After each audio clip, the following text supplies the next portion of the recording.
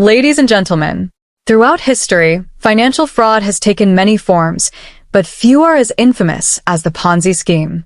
It is a name that has become synonymous with deception, false promises, and the devastating consequences of financial greed. But what exactly is a Ponzi scheme, and why does its impact still resonate today? At its core, a Ponzi scheme is a fraudulent investment scam that lures investors by promising high returns with little or no risk. Instead of generating legitimate profits, it operates by using funds from new investors to pay earlier investors, creating the illusion of a successful business. This cycle continues until it inevitably collapses when new investments dry up, leaving the majority of participants with nothing. The origins of this scheme can be traced back to various forms of financial fraud throughout history, but it was in the early 20th century that it gained its infamous reputation. In the 1920s, a charismatic and ambitious figure convinced thousands of people that he had discovered a revolutionary way to generate wealth, one that seemed too good to be true. And as history has shown us, when something sounds too good to be true, it usually is. The economic climate of the 1920s played a significant role in the scheme's success. It was a period of optimism, technological advancements, and economic expansion. People were eager to invest, seeking ways to multiply their money quickly. A trust in financial institutions was high, and regulations were still developing, allowing scams like these to thrive unchecked for a time. But why do people fall for schemes like this? The answer lies in human psychology. Greed, hope, and the fear of missing out drive people to take risks, sometimes ignoring red flags in pursuit of financial gain.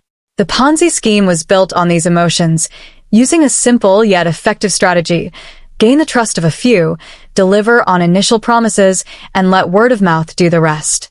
As we dive deeper into the mechanics of this scheme, we will see how it grew at an astonishing rate, capturing the imagination of thousands before its inevitable collapse. The damage left behind was not just financial, it was emotional, psychological, and societal. Many victims lost their life savings, families were torn apart, and public trust in financial systems was severely shaken.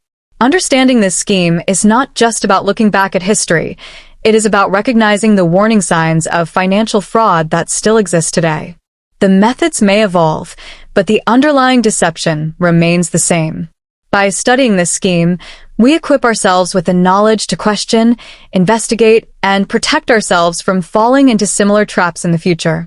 With that in mind, let us explore how this grand deception unfolded, how it lured in thousands, and how it all came crashing down. The story of the Ponzi scheme does not begin with one person. It is a deception that has existed in different forms for centuries. However, the scheme that took the world by storm in the 1920s had a unique and unprecedented impact, capturing the hopes and ambitions of thousands before ultimately collapsing. To understand how this fraudulent operation came to life, we must first examine the social and economic conditions of the time, as well as the strategies that allowed it to flourish.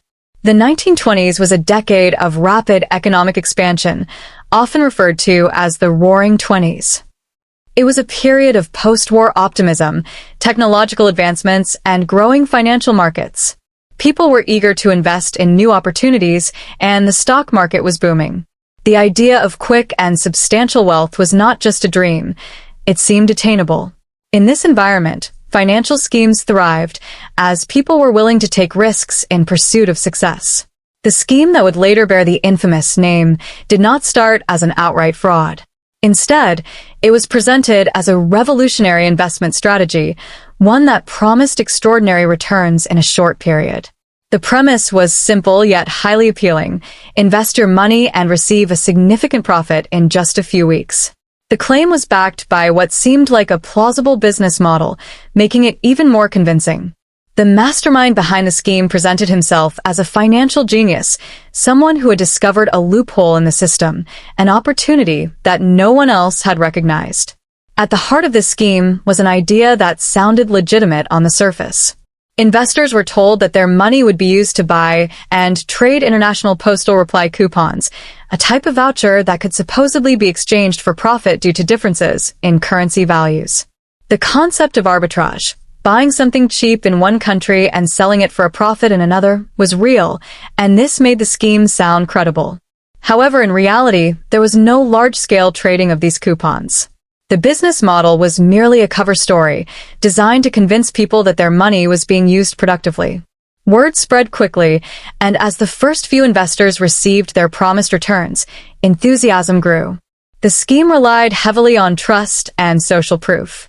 Early participants, seeing their money multiply, eagerly told their friends and family about the opportunity. This created a snowball effect, with more and more people rushing to invest. The scheme's operator became a local celebrity, gaining admiration and respect from both the public and the media. Newspapers published glowing reports about this financial wizard, further fueling the frenzy. The mastermind behind the operation exuded confidence, dressing in fine suits, making grand promises, and assuring investors that they were part of something groundbreaking. The public perception was that this was not just a lucky break, but a well-devised financial strategy that could make anyone rich. Behind the scenes, however, the reality was far different.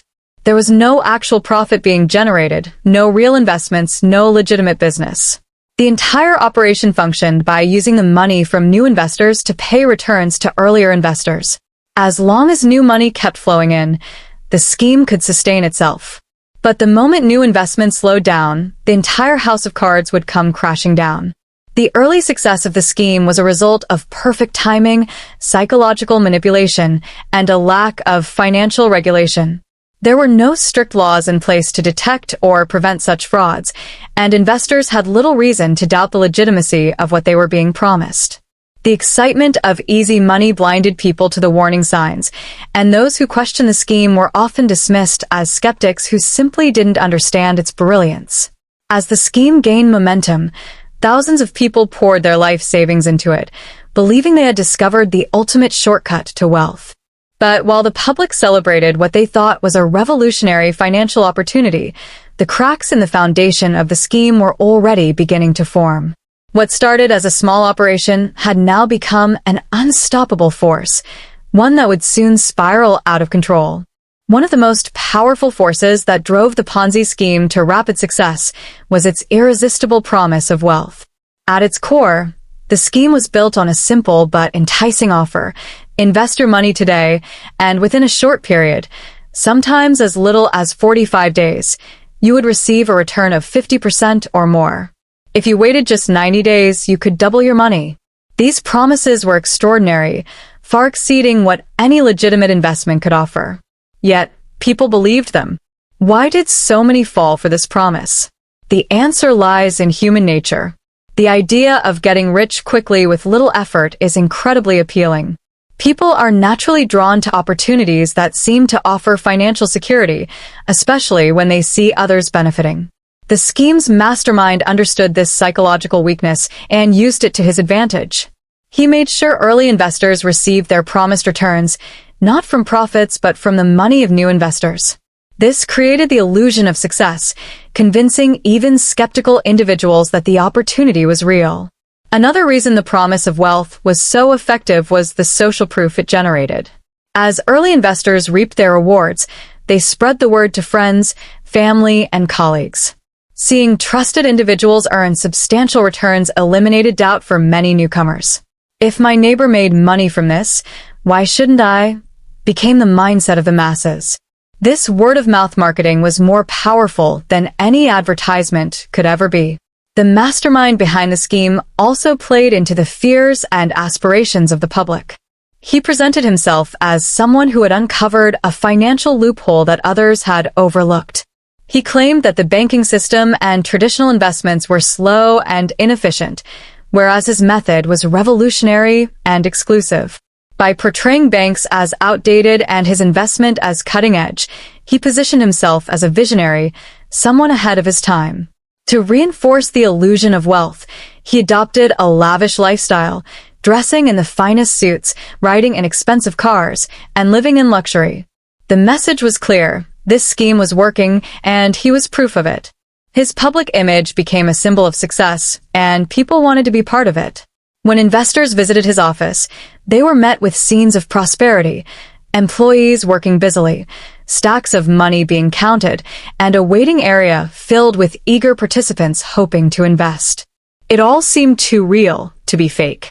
The sense of urgency further fueled the rush to invest.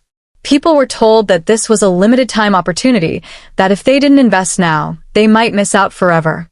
Fear of missing out, FOMO, is a powerful motivator, and it pushed many hesitant individuals to hand over their money without thorough investigation.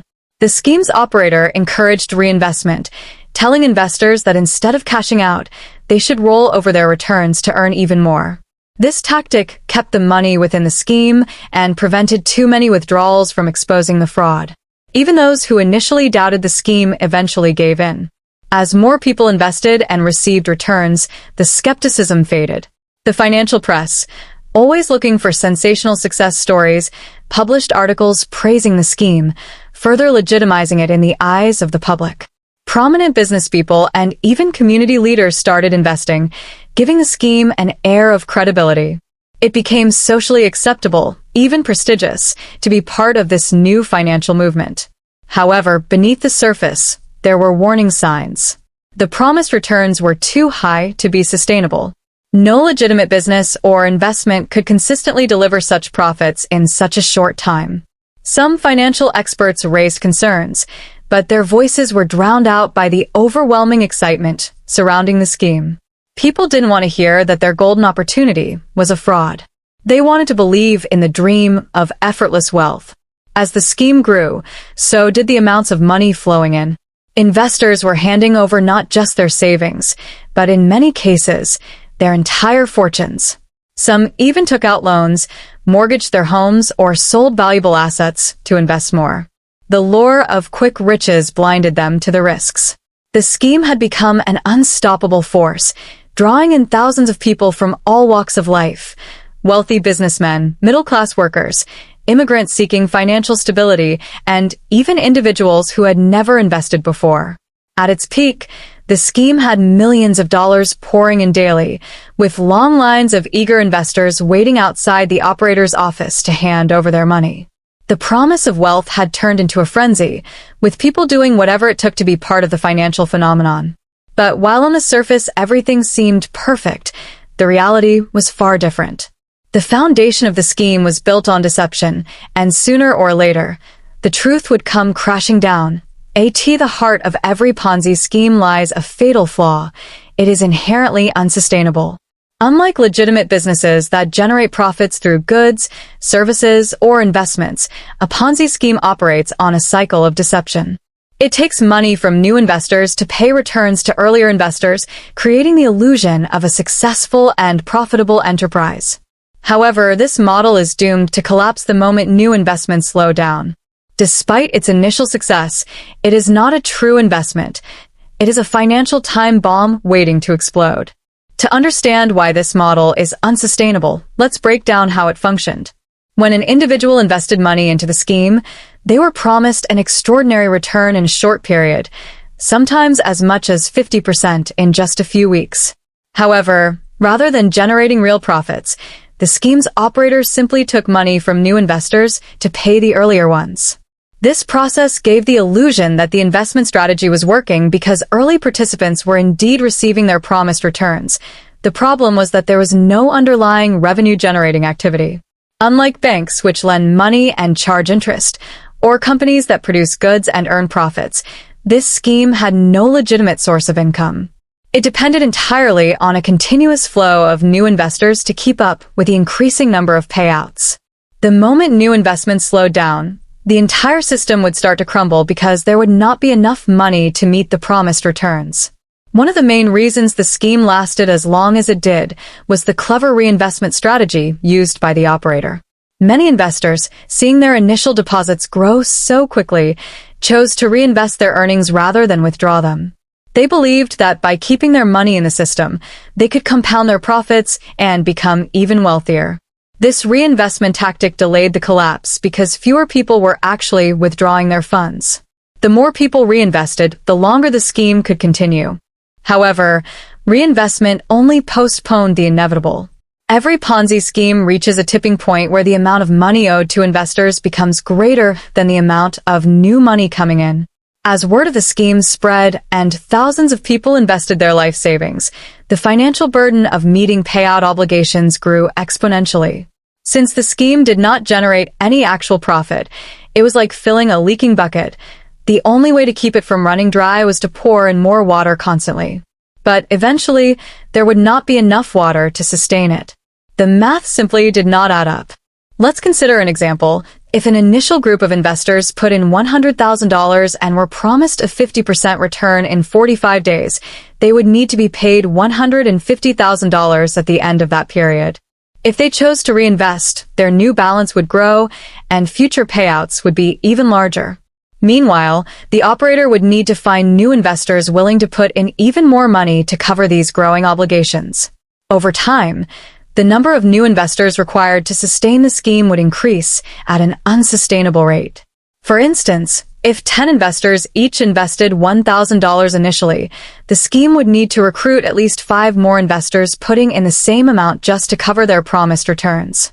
As more people joined and reinvested, the required number of new investors would multiply exponentially.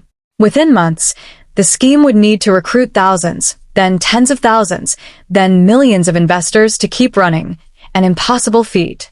The operator of the scheme was well aware of this limitation, but worked tirelessly to delay the collapse. He used tactics such as offering bonuses for recruiting new investors, expanding into new cities, and promising even greater rewards for those who reinvested. By constantly growing the pool of participants, he was able to prolong the illusion of success. Another key reason the scheme lasted as long as it did was its ability to silence doubts. If anyone questioned the legitimacy of the returns, they were quickly dismissed. The operator used the scheme's early success stories as proof that it was legitimate. Those who had already made money defended the scheme, believing they were part of something extraordinary. Even when some people tried to withdraw all their money, they were often convinced to keep it in and earn even more.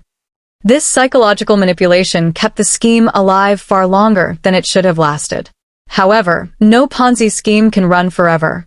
The model is fundamentally flawed because it requires an endless supply of new investors, and no market can sustain such exponential growth indefinitely. Eventually, recruitment slows, withdrawals increase, and the entire operation collapses under its own weight. The moment there are more people wanting to withdraw money than there are new investors putting money in, the scheme enters a death spiral. As we will see, the downfall of the scheme was not just predictable, it was inevitable. The operator may have convinced thousands that they were part of a financial revolution, but the truth was far simpler. They were part of a ticking time bomb that was bound to explode. Once the Ponzi scheme was set in motion, its growth was nothing short of spectacular.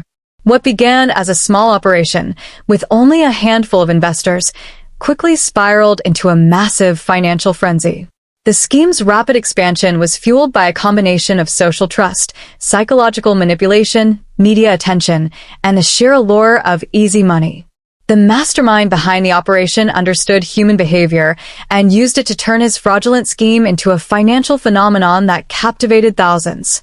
The early stages of the scheme were carefully orchestrated. The operator made sure that the first wave of investors received their promised returns, not from legitimate profits, but from the money coming in from new investors. This tactic was crucial because it established credibility. When people saw others making money, they became eager to invest as well.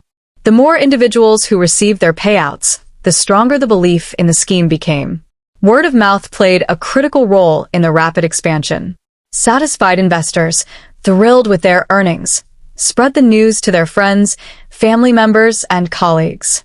Many even reinvested their returns, further fueling the scheme. There was no need for aggressive advertising. The investors themselves became the scheme's most effective promoters. In an era when people relied heavily on personal recommendations and local networks, this organic spread of information caused a snowball effect, bringing in more and more investors at an astonishing rate. The mastermind behind the scheme understood the power of exclusivity and urgency.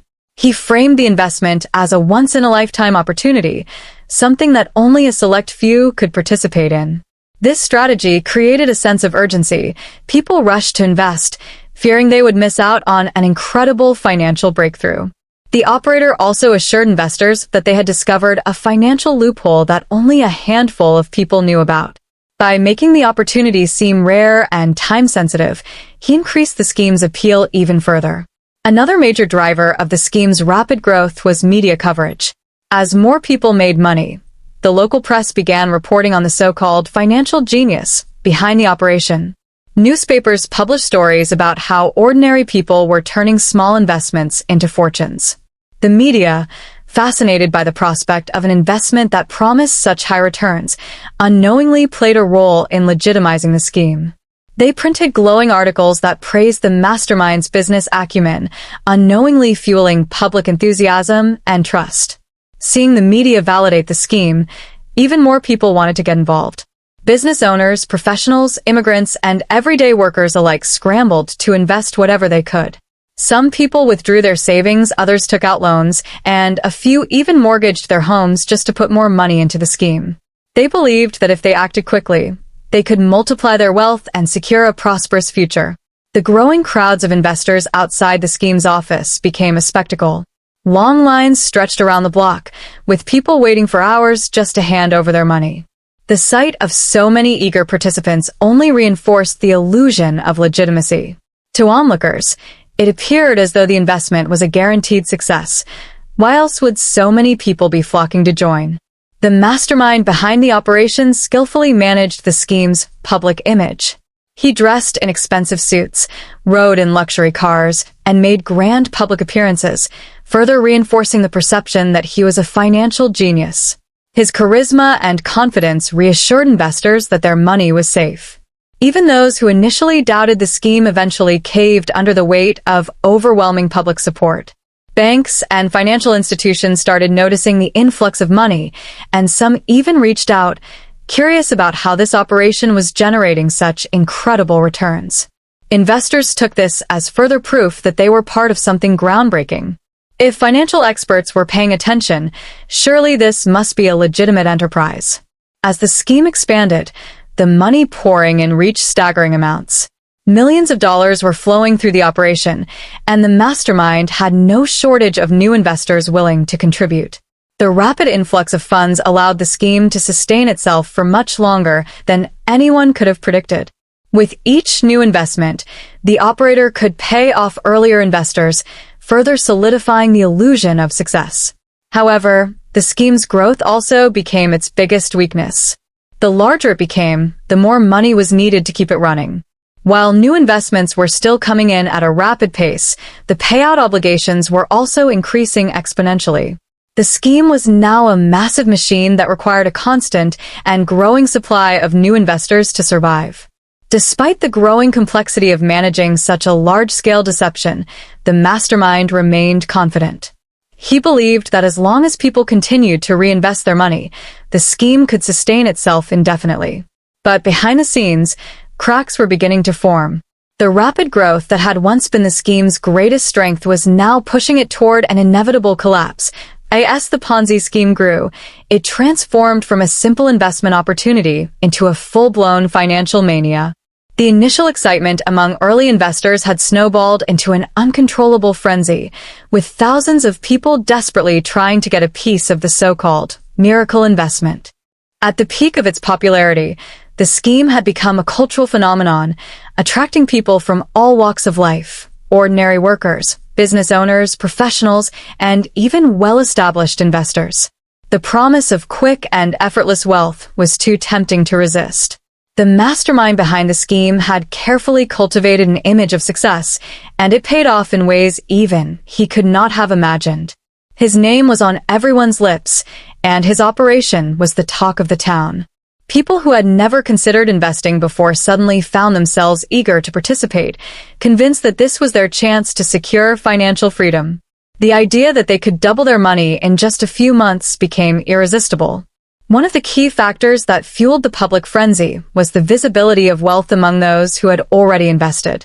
Early participants flaunted their earnings, buying expensive clothes, new homes, and luxury goods.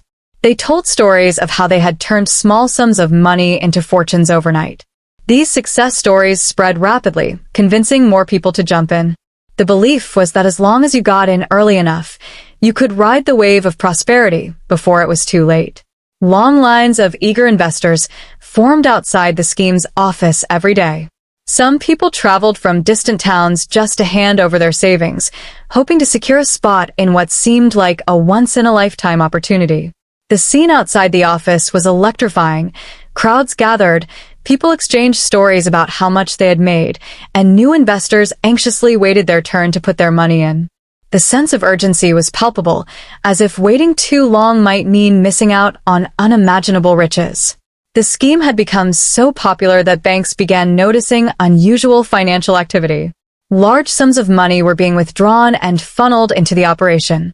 Traditional banking institutions, which had long been seen as the gatekeepers of financial security, suddenly seemed outdated compared to this revolutionary new investment opportunity. Many investors lost faith in banks altogether, believing that they had found a superior way to grow their money. Media coverage played a significant role in sustaining the frenzy.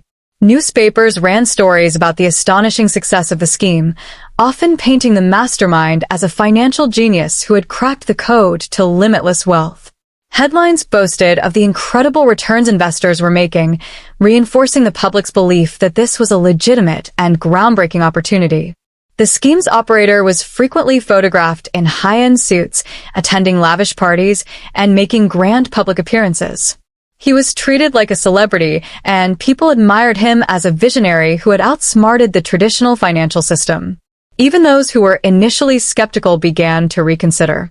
After all, if thousands of people were making money and the newspapers were writing glowing articles about the scheme, how could it possibly be a scam? Many investors were influenced by their peers. If their friends, family members, or colleagues were investing and profiting, it felt safer to do the same. The pressure to join was immense, and few could resist. As the scheme continued to expand, it attracted people from all social classes. Factory workers invested their hard-earned wages, shopkeepers put in their business profits, and even wealthy elites joined in, hoping to multiply their fortunes. Some investors went to extreme lengths to participate, selling property, borrowing money, or liquidating other assets to put everything they had into the scheme. The fear of missing out, FOMO, drove them to take reckless financial risks, convinced that this was their golden ticket to wealth. However, beneath all the excitement and optimism, there were warning signs that many ignored. The incredible returns being promised defied logic, and some financial experts started questioning how the scheme could sustain itself. Skeptics pointed out that no legitimate investment could guarantee such high profits in such a short time. A few cautious individuals hesitated, sensing that something was not right. But their voices were drowned out by the overwhelming enthusiasm of the masses. To maintain the illusion of success, the mastermind continued making public statements, assuring investors that everything was running smoothly. He dismissed critics as jealous outsiders who did not understand his brilliant financial strategy. He confidently stated that the scheme was expanding and that even greater profits were on the horizon. His charisma and ability to inspire trust kept people from asking too many questions. As the scheme reached its peak, the amounts of money being invested were astronomical. Millions of dollars flowed through the operation, and the mastermind seemed unstoppable. Investors felt invincible, convinced that their financial futures were secure. The public frenzy had reached its climax, and it seemed as if nothing could go wrong. But beneath the surface, cracks were beginning to form. The very factors that had driven the scheme's explosive growth, trust, excitement, and rapid expansion, were also laying the groundwork for its inevitable downfall. The operation had become so massive that maintaining the illusion was becoming increasingly difficult. The mastermind knew that he was walking a tightrope, and sooner or later, the scheme would start unraveling. At the height of the Ponzi scheme's success, when thousands of investors were pouring in their money, it seemed unstoppable. The mastermind behind the operation was widely celebrated. Media coverage was overwhelmingly positive, and people were convinced that they had found the ultimate financial shortcut. However, despite the outward appearance of prosperity, cracks had begun to form beneath the surface.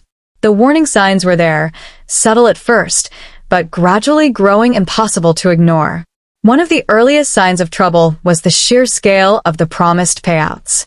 The scheme had grown so large that the amount of money needed to sustain it was increasing at an unsustainable rate. Every new investment had to cover not just previous investors' returns, but also encourage further reinvestment to keep the cycle going. While money was still pouring in, the rate of withdrawals was beginning to rise as well. Some investors, sensing that they had made enough, started cashing out their profits. This created a dangerous shift in the scheme's balance, as more money was now flowing out than before. Financial experts and skeptical observers had already started raising questions. Some analysts pointed out that the returns being promised were mathematically impossible to sustain indefinitely. No legitimate business or investment could generate such consistent and astronomical profits in such a short period. At first, these warnings were dismissed as jealousy or ignorance. The mastermind himself confidently brushed off concerns, insisting that his system was revolutionary and beyond conventional understanding. Many investors, eager to believe in the dream, sided with him and ignored the critics. However, doubts began to spread when a few investors encountered unexpected delays in withdrawing their funds. Previously, payouts had been processed quickly, reinforcing trust in the scheme. But as withdrawal requests increased, some investors were met with excuses. They were told there were temporary processing issues, high transaction volumes, or minor technical problems. While most accepted these explanations at first, a handful of individuals started to grow suspicious. If the scheme was truly as profitable as claimed, why were there sudden difficulties in paying out returns? The banks and financial institutions, which had initially watched the scheme with curiosity, also started taking notice of irregularities. Unusual cash flow patterns, massive withdrawals, and large-scale investments raised red flags. Some banks quietly began investigating the operation, concerned that it might not be as legitimate as it seemed. Government regulators, too, started receiving complaints and concerns from skeptics who questioned how the scheme was able to sustain such extraordinary returns. Meanwhile, rumors began to circulate among investors. Some whispered that the scheme might not be as solid as it appeared. A few individuals who had tried to withdraw large sums and faced delays started voicing their concerns more openly. At first, these concerns were drowned out by the overwhelming enthusiasm of those still profiting. Many investors did not want to believe that their newfound source of wealth could be at risk. Denial became a common reaction. People assured themselves that everything was fine and that any difficulties were temporary. Despite these early warning signs, the mastermind behind the scheme worked tirelessly to maintain confidence. He reassured the public that the delays were insignificant and that everything was running smoothly. He even went as far as making grand public appearances, flaunting his wealth, and reminding investors of the success they had seen so far. To many, his unwavering confidence was enough to push aside any lingering doubts. However, behind the scenes, the pressure was mounting. As more people sought to withdraw their funds, the operator was forced to use new investments at an even faster rate to cover the growing payouts. The delicate balance that had kept the scheme running was now teetering on the edge. The mastermind knew that as long as new money kept flowing in, he could continue the illusion, but any slowdown in investments would be catastrophic. The situation worsened when a few high-profile investors requested to cash out completely. These were individuals who had invested large sums and now wanted to take their massive profits. Meeting their withdrawal demands required significant funds, putting even more strain on the operation. The mastermind faced a critical decision. If he denied these withdrawals, confidence in the scheme could collapse, but if he paid them, the available funds for other investors would shrink even further. As news of delayed payments and unfulfilled withdrawals started spreading, public sentiment began to shift. The same excitement that had driven the frenzy was now turning into anxiety. Investors who had once confidently put in their savings now started questioning whether they would be able to get their money back. Some even began lining up outside the scheme's office, demanding answers. The first whispers of panic had begun, and the mastermind knew that his control over the situation was slipping. At this stage, the cracks in the scheme were no longer just rumors. They were visible realities. The once unquestioned promise of easy wealth was now under scrutiny. The mastermind had built an empire on confidence and deception, but as fear began to take hold, that empire was standing on increasingly shaky ground. The once endless stream of new investors was slowing down, and the foundation of the scheme was beginning to crumble. For months, the Ponzi scheme had thrived on trust, excitement, and an ever-growing influx of new investors. The mastermind behind the operation had carefully maintained an air of confidence, dismissing doubts and reassuring investors that their money was safe. However, no illusion can last forever. As cracks in the scheme became more visible, the delicate balance that had kept it afloat began to shift. What had once been an unstoppable financial phenomenon was now on the verge of implosion. The tipping point came when withdrawal requests surged beyond what the scheme could handle. Investors who had previously reinvested their earnings now wanted to cash out, sensing that something was wrong. The delays that had initially affected only a few investors were now becoming widespread. People who had been promised fast, guaranteed payouts suddenly found themselves waiting for days, then weeks, with no clear answers. The mastermind scrambled to reassure the public, but the excuses were no longer convincing. Word of these delays spread quickly. Investors who had previously ignored warning signs now became deeply concerned. Some rushed to withdraw their money before it was too late, further straining the scheme's limited funds. Long lines formed outside the scheme's office, with desperate individuals demanding their payouts. The once celebratory atmosphere had turned into one of fear and frustration. Some investors, realizing they might never see their money again, grew angry. Others, still hopeful, pleaded for patience, convinced that the situation would soon be resolved. Media reports, which had once praised the mastermind as a financial genius, now took on a different tone. Journalists who had overlooked the impossibility of the scheme's promises began investigating its legitimacy. Reports emerged questioning how the operation was able to sustain such high returns and why so many investors were struggling to withdraw their funds. The press, which had once been an asset to the scheme's success, now became a major force in its downfall. Regulators and government authorities, who had previously been slow to act, could no longer ignore the growing crisis. Investigations were launched, and financial experts were brought in to examine the operation's records. It didn't take long for them to uncover the truth. There was no legitimate investment strategy behind the scheme. No secret formula, no revolutionary financial model, just a massive deception built on taking money from new investors to pay old ones. The revelation triggered full-scale panic. Investors, now realizing they had been caught in a fraudulent scheme, flooded the mastermind's office, demanding their money back. But the scheme was already beyond saving. The funds were gone, spent on payouts, reinvested in an unsustainable cycle, or funneled into the mastermind's lavish lifestyle. The once powerful operator, who had commanded admiration and trust, now found himself at the center of a financial disaster. Law enforcement officials moved quickly to shut down the operation. The mastermind was confronted with legal action, and his accounts were frozen. But for thousands of investors, the damage had already been done. Life savings had vanished overnight, businesses had been ruined, and families were left devastated. The illusion of wealth and security had crumbled, leaving behind only financial ruin and shattered trust. As authorities pieced together the full extent of the fraud, the public struggled to come to terms with what had happened. Some investors, blinded by greed or hope, had ignored the warning signs. Others had been genuinely deceived, trusting in the promises of easy wealth. But in the end, they all faced the same grim reality. The Ponzi scheme, like all others before and after it, had been destined to fail from the very beginning. As the Ponzi scheme crumbled, the truth could no longer be concealed. What had once been a financial empire built on illusion was now fully exposed as one of the most audacious frauds in history. The mastermind behind the scheme, who had enjoyed months of fame, admiration, and wealth, now found himself at the center of a scandal that shook the financial world. The unraveling of the scheme had drawn intense public and governmental scrutiny. Investors who had been deceived, many of whom had lost their life savings, demanded justice. The media, which had once praised the operator as a financial genius, now turned against him, publishing exposés detailing the fraudulent nature of the scheme.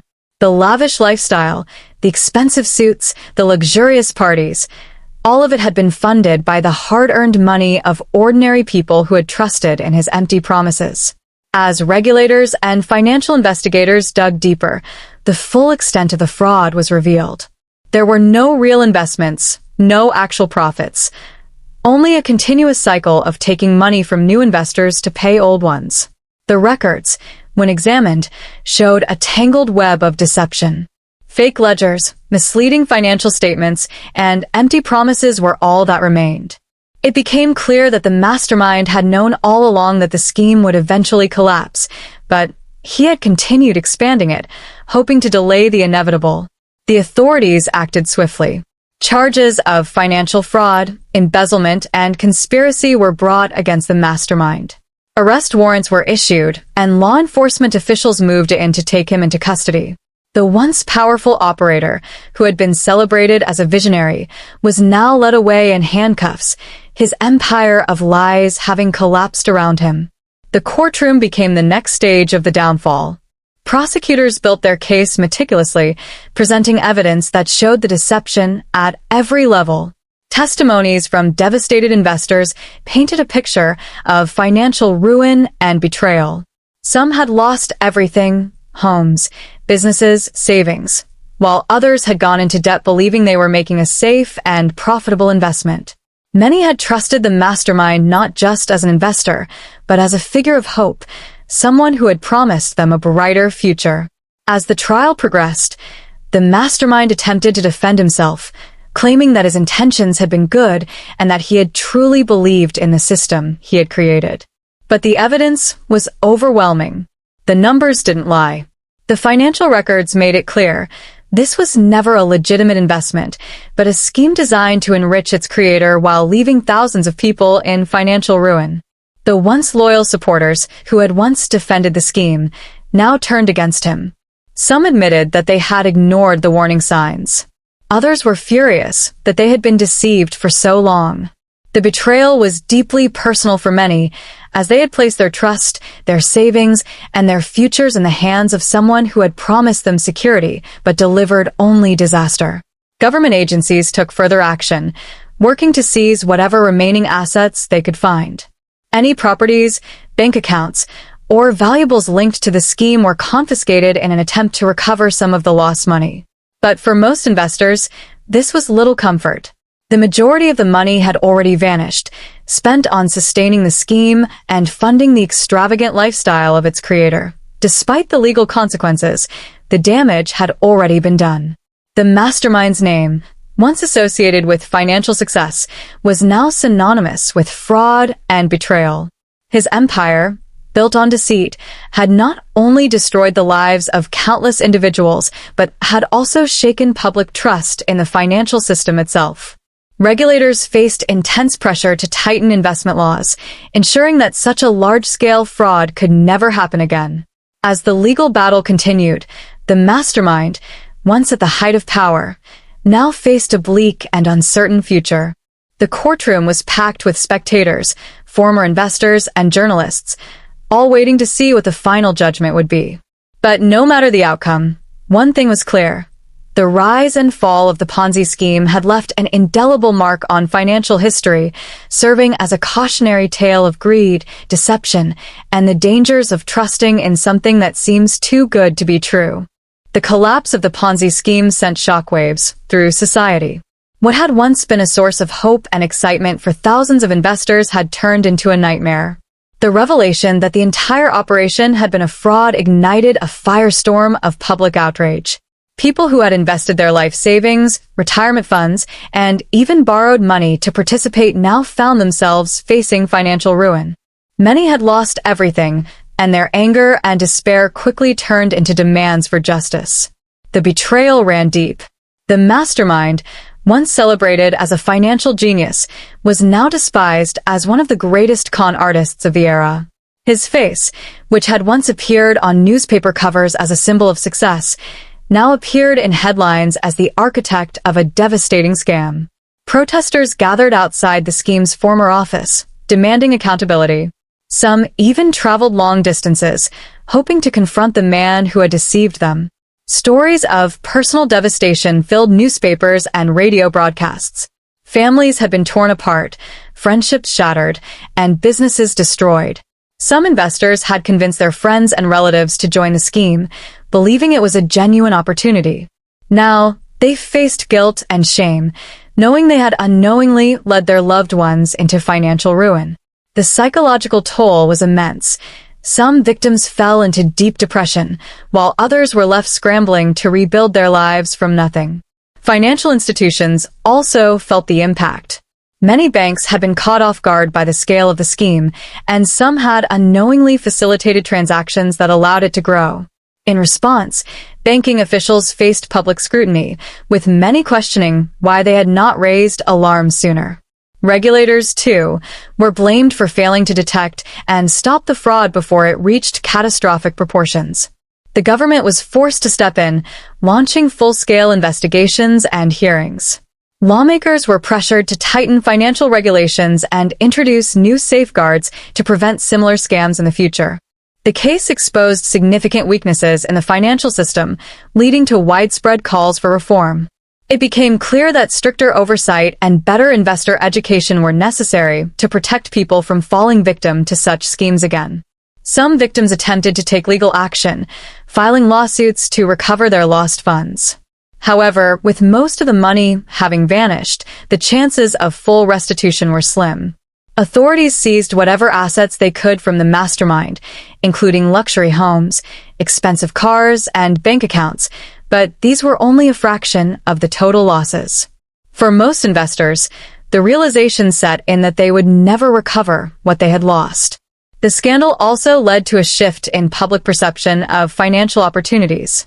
Many people who had once eagerly chased high-return investments now became deeply skeptical of anything that promised quick wealth.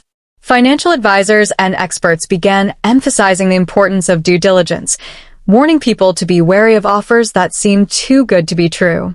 The phrase Ponzi scheme entered everyday language, becoming a symbol of financial fraud and deception. The fallout extended beyond the victims and financial institutions. It left a lasting mark on the cultural and economic landscape. The story of the Ponzi scheme was retold in newspapers, books, and even plays, serving as a cautionary tale for future generations. It became a case study in business schools, teaching students about the dangers of unchecked greed and the devastating consequences of financial fraud. Meanwhile, the mastermind's downfall was far from over. As he faced legal battles and public disgrace, his former supporters distanced themselves. Associates who had once praised him now denied any involvement. The social circles that had welcomed him when he was at the peak of his success now wanted nothing to do with him. The man who had once been admired and envied was now alone, his reputation permanently ruined.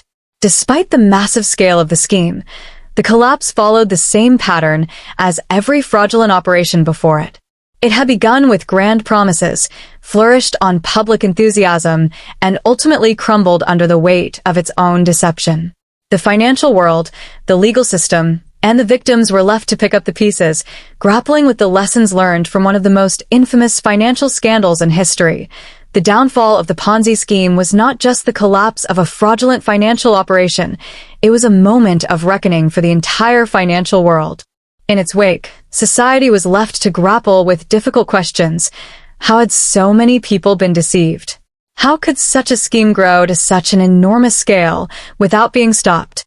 And most importantly, how could the world prevent something like this from happening again? For financial regulators, the collapse served as a wake-up call.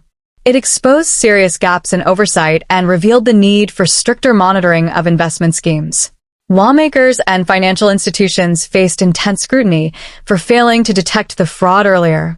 In response, new regulations were introduced to ensure greater transparency in investment operations.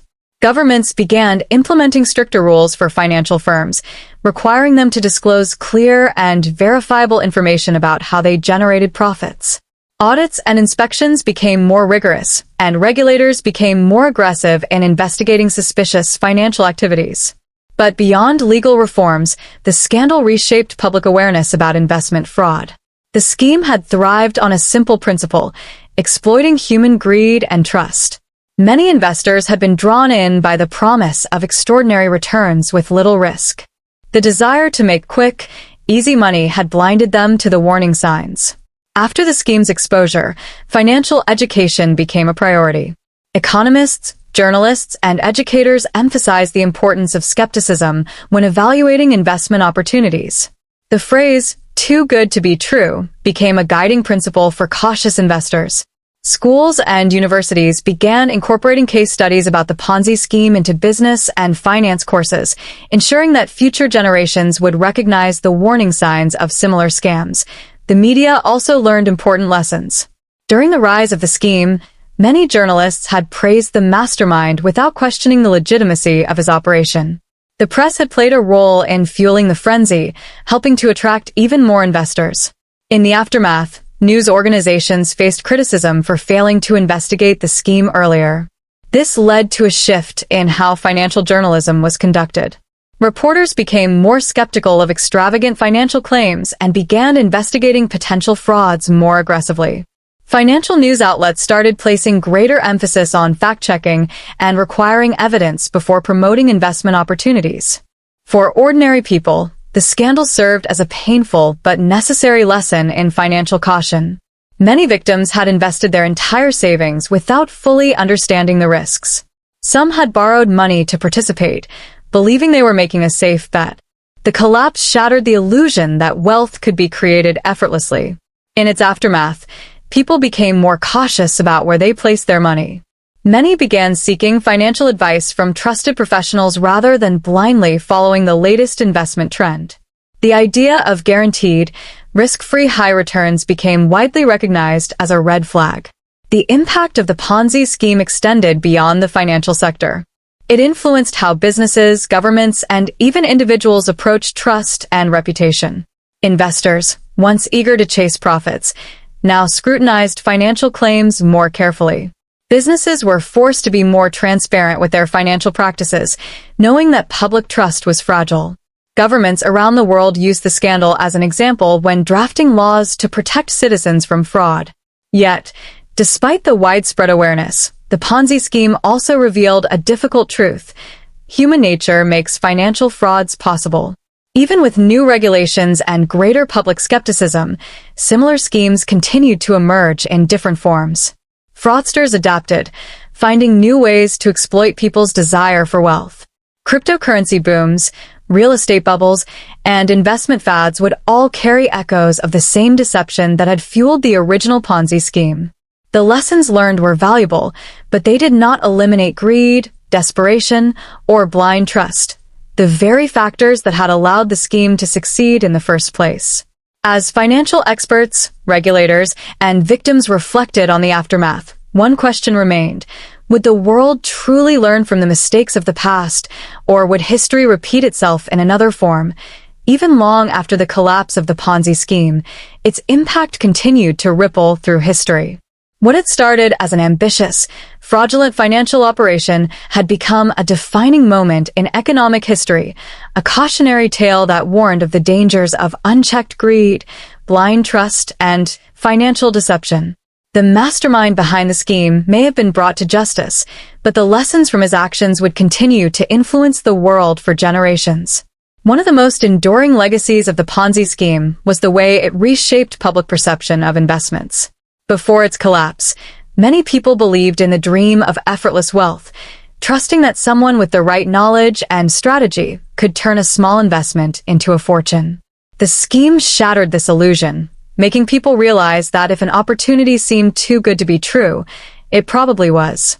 Investors became more cautious, questioning extravagant promises and demanding greater transparency from financial institutions. Governments around the world took notice. Financial laws were rewritten, and regulatory agencies were given more power to investigate suspicious investment schemes. Banks and investment firms were required to disclose more information about their business practices, and financial advisors were held to stricter ethical standards. In some countries, new laws were passed to ensure that companies providing financial services were subject to rigorous audits and inspections. The goal was clear: to prevent another large-scale fraud from devastating so many people again. However, despite these efforts, the core principles of the Ponzi scheme did not disappear. Instead, they evolved. New fraudsters studied the original scheme, learning from both its success and its downfall. They adapted their methods to fit new economic landscapes, taking advantage of emerging industries and financial trends.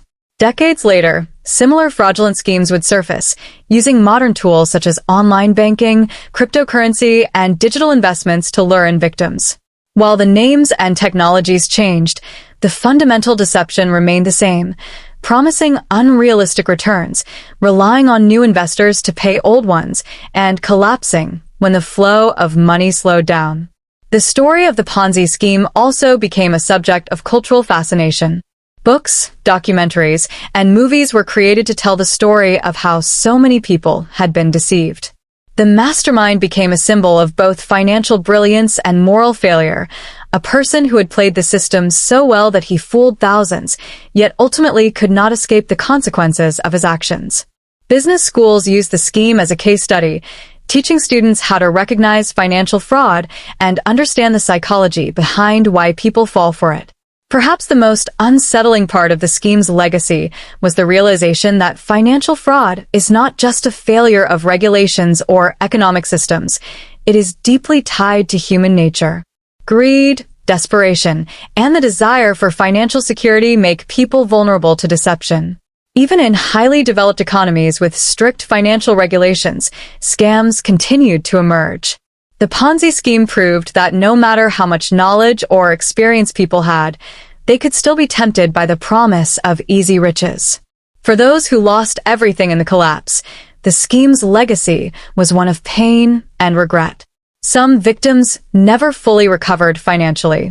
Others spent years rebuilding their savings, forever haunted by the mistake of trusting in an illusion. Families were torn apart, friendships were destroyed, and communities suffered as wealth vanished overnight. The psychological toll of the scam was just as severe as the financial losses. Some victims became deeply distrustful of financial institutions, unwilling to invest again out of fear of being deceived. But beyond the tragedy, the Ponzi scheme left behind an important warning. Financial fraud can only thrive when people stop asking questions. Blind trust in authority figures, institutions, or seemingly successful individuals can lead to disaster. Critical thinking, due diligence, and skepticism are essential in protecting oneself from scams. The collapse of the scheme may have been a historical event, but the lessons it taught remained relevant long after its mastermind had faded from the public eye. Even as time passed and the direct memory of the scheme began to fade, its lessons remained deeply embedded in the financial world. Governments, investors, and everyday people continued to be shaped by the cautionary tale it provided. It became a reminder that no matter how sophisticated a financial opportunity appears, the fundamental rules of economics still apply.